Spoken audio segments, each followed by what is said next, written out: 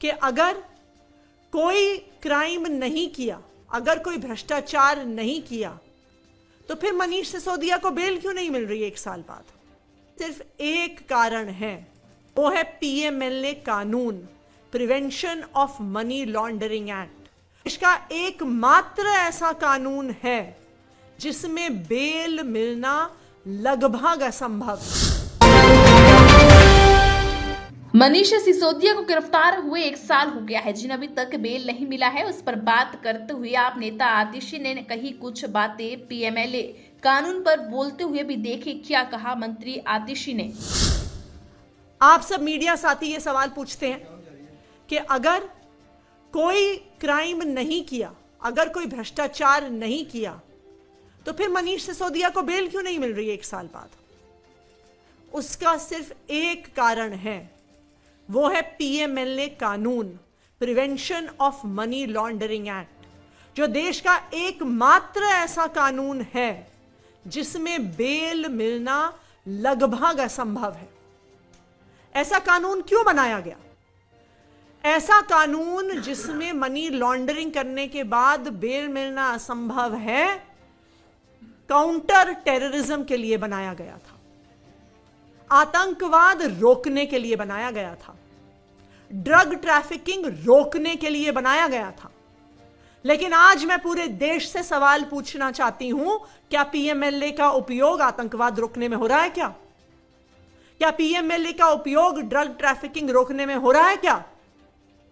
आज पूरा देश ये जानता है कि prevention of money laundering act का ईडी के माध्यम से प्रयोग सिर्फ एक चीज के लिए हो रहा है, और वो है विपक्ष की पार्टियों पर हमला करने के लिए। आज ईडी का प्रयोग, पीएमएलए का प्रयोग सारे विपक्ष के नेताओं पर केस करने के लिए हो रहा है, उनको एक एक करके जेल में डालने के लिए हो रहा है, और जेल में डालने के बाद बेल ना मिलने के लिए हो रहा है।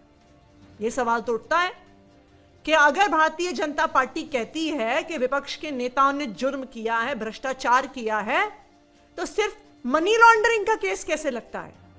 क्यों प्रिवेंशन ऑफ करप्शन एक्ट में केस नहीं लगता? क्यों सीआरपीसी में केस नहीं लगता? इसलिए नहीं लगता क्योंकि उन सब कानूनों में बेल मिल जाती है।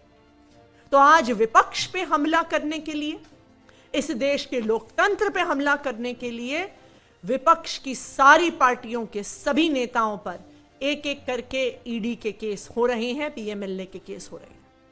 लेकिन मैं भारतीय जनता पार्टी को यह बताना चाहती हूं कि आम आदमी पार्टी, हमारे नेता अरविंद केजरीवाल, हमारे नेता मनीष सिसोदिया, संजय सिंह, सत्येंद्र जैन ना जेल जाने से डरते हैं, ना आपके समन से डरते हैं, ना आपकी धमकियों से डरते हैं।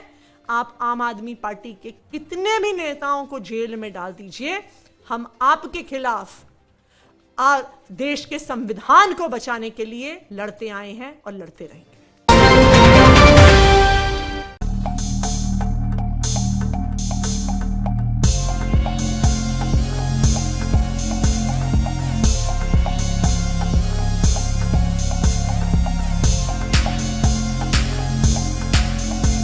JL न्यूज़, नया जमाना, नई सोच।